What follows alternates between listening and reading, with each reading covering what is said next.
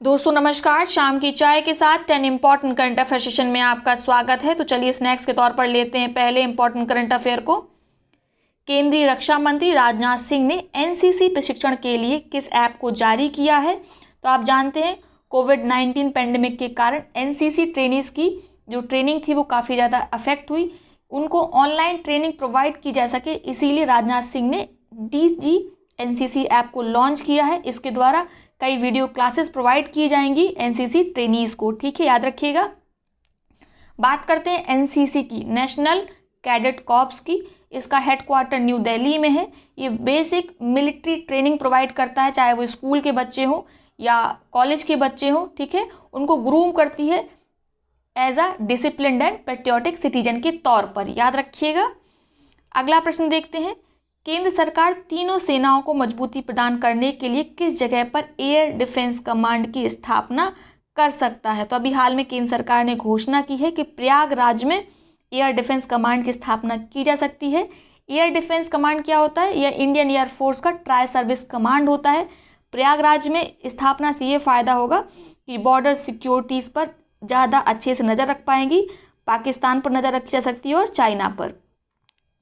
अगला प्रश्न देखते हैं, उत्तर प्रदेश सरकार ने किसे नया गृह सचिव नियुक्त किया है? तो अभी हाल में तरुण गाबा को उत्तर प्रदेश का नया गृह सचिव नियुक्त किया गया है। ये स्थान लेंगे एसके भगत का। साथ ही याद रखिएगा राजेश अग्रवाल क्या है? उत्तर प्रदेश के फाइनेंस मिनिस्टर हैं।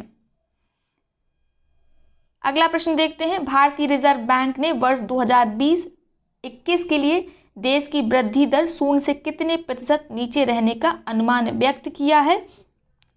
तो 0 से नीचे रहेगी 4.5%, यानी निगेटिव में रहेगी, निगेटिव 4.5%, ठीक है, देश की वृद्धि दर। वहीं आरबीआई ने बताया कि जो वैश्विक वृद्धि दर है वो भी 0 से नीचे रहेगी। कितनी रहेगी? निगेटिव 6 से लेके 7.6% के बीच में, याद रखिएगा। अगला प्रश्न देखते हैं, किस शहर ने परिवहन परियोजना हेतु AIIB के साथ 500 मिलियन अमेरिकी डॉलर का ऋण समझौता किया है? तो अभी हाल में मुंबई ने परिवहन योजनाओं हेतु AIIB के साथ 500 मिलियन अमेरिकी डॉलर का समझौता किया है। बात करते हैं AIIB की, एशियन इंफ्रास्ट्रक्चर इन्वेस्टमेंट बैंक। इसका फॉर्मेशन 2016 में हुआ था और इसका हेडक्वार्टर बीजिंग चाइना में, ठीक है, याद रखिएगा। साथ ही एक प्रश्न का उत्तर दीजिए, दिल्ली ने हाल ही सड़क सुरक्षा के लिए एक ऑर्गेनाइजेशन के साथ समझौता किया है, उस ऑर्गेनाइजेशन का नाम क्या है? कुछ ही दिन पहले मैंने आपको उसको पढ़ाया है। अगला प्रश्न देखते हैं, विश्व जल सप्ताह 2020 की तिथियां क्या हैं? तो इसकी तिथियां हैं 24 से 28 अगस्त के बीच में विश्व जल सप्ताह का आयोजन किया गया, ठीक है। इसका आयोजन 1991 से प्रतिवर्ष Stockholm international water institute CV के द्वारा किया जाता है, ठीक है, स्टॉकहोम इंटरनेशनल वाटर इंस्टीट्यूट, याद रखिएगा। अगला प्रश्न देखते हैं, इनमें से किस रेलवे स्टेशन पर भारतीय रेलवे ने पहली बार baggage sanitisation and wrapping machine स्थापित की है? तो अहमदाबाद भारतीय रेलवे ने पहली बार baggage sanitisation and wrapping machine का स्थापना की है। बैगेज का मतलब क्या होता है? जो भी आप बिलोंगिंग्स लेके चलते हो, ठीक है।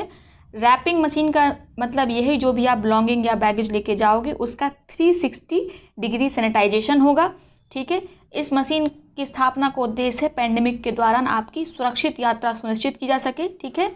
UV रेडिएशन किया जाएगा जिसके द्वारा सभी बैगेज के साथ जितनी भी आपकी बिलोंगिंग्स हैं उनको सैनिटाइज किया जाएगा, याद रखिएगा, इंपॉर्टेंट है। जार बम जो हाल ही में खबरों में देखा गया था, किस देश द्वारा विकसित किया गया है? तो इसको विकसित किया गया है रूस के द्वारा, याद रखिएगा।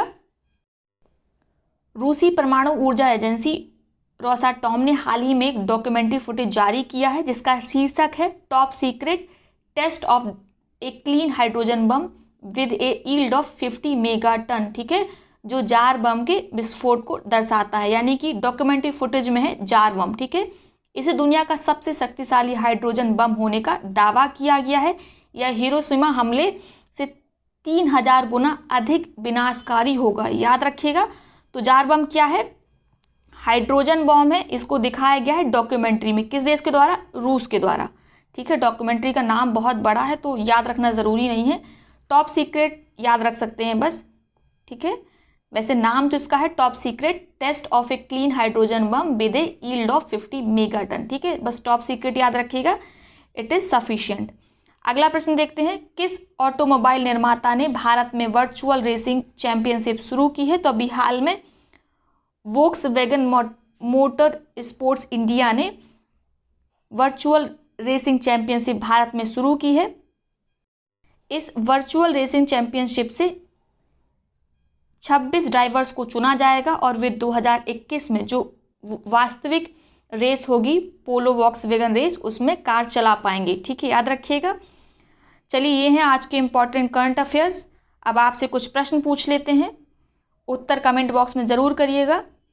पहला प्रश्न है, माइंड स्पोर्ट्स ओलंपियाड 2020 में मानसिक गणना विश्व चैंपियनशिप में किस देश ने अपना पहला स्वर्ण जीता है? आपके विकल्प हैं भारत, अमेरिका, स्वीडन, स्विट्जरलैंड, ठीक है। जिस व्यक्ति ने जीता है उसका भी नाम ज़रूर लिखिएगा। कमेंट बॉक्स में आपसे आंसर लिखवाया जाता है ताकि वो आंसर आपको हमेशा के लिए याद हो जाए। अगला प्रश्न है, डेफ एक्सपो 2020 के लिए सही विकल्प चुने। पहला कथन है इसका आयोजन दिल्ली में हुआ था। दूसरा कथन है इसका मुख्य विषय था, थीम थी भारत रक्षा विनिर्माण का उभरता हुआ केंद्र, ठीक है। आपके विकल्प है केवल पहला कथन सही है, केवल दूसरा कथन सही है, दोनों कथन सही या कोई भी कथन सही नहीं है। अगला प्रश्न है, रिलेंटलेस पुस्तक किस की आत्मकथा है जिसका विमोचन पूर्व राष्ट्रपति प्रणब मुखर्जी द्वारा किया गया? आपके विकल्प हैं यशवंत सिन्हा, प्रणब मुखर्जी, रामनाथ कोविंद या इनमें से कोई नहीं। तो आपको बताना है रिलेंटलेस किसकी आत्मकथा है, ठीक है। अब चलिए पिछले प्रश्नों का जवाब दे देते हैं। इन प्रश्नों का सबसे सही जवाब और सबसे पहले जवाब सुधीर कटियार जी ने दिया था, उनके कमेंट को पिन कर दिया गया है पिछले वीडियो में। पहला प्रश्न देखते हैं, अफ्रीका के किस अंतिम देश के पोलियो मुक्त देश घोषित होने के बाद पूरा अफ्रीका महाद्वीप वाइल्ड पोलियो से मुक्त हो गया है? तो इसका उत्तर है नाइजीरिया, विकल्प ए सही है। अगला प्रश्न देखते हैं, बायो एशिया समिट से संबंधित सही कथन चुनिए। इसका आयोजन 17 से 19 फरवरी के बीच अहमदाबाद गुजरात में हुआ था। तो ये गलत है, अहमदाबाद गुजरात में नहीं बल्कि हैदराबाद तेलंगाना में हुआ था, याद रखिएगा, ठीक है। तो कथन एक तो गलत हो गया। दूसरा कथन देख लेते हैं, इस समिट का विषय या थीम टुडे फॉर टुमारो था, ये बिल्कुल सही है। तो आपका विकल्प 2 सही होगा इसमें, ठीक है। आखिरी प्रश्न देखते हैं, कथन पढ़कर सही विकल्प का चुनाव करें। शांतनु गुप्ता द्वारा भारतीय जनता पार्टी बीजेपी के इतिहास पर एक पुस्तक लिखी गई, बिल्कुल सही है। इस पुस्तक को इंडोनेशिया के इस्लामिक यूनिवर्सिटी के पाठ्यक्रम में शामिल किया गया। दोनों ही कथन सही है, याद रखिएगा, इंपॉर्टेंट है ये, किसी न किसी परीक्षा में इसके पूछे जाने के चांसेस बहुत ज़्यादा हैं। तो चलिए ये है आज की क्लास। आई होप सेशन आपको पसंद आया होगा। वीडियो को लाइक करिए, साथ ही अपने मित्र और सहपाठियों के साथ वीडियो को शेयर जरूर किया करिए। बहुत बहुत धन्यवाद।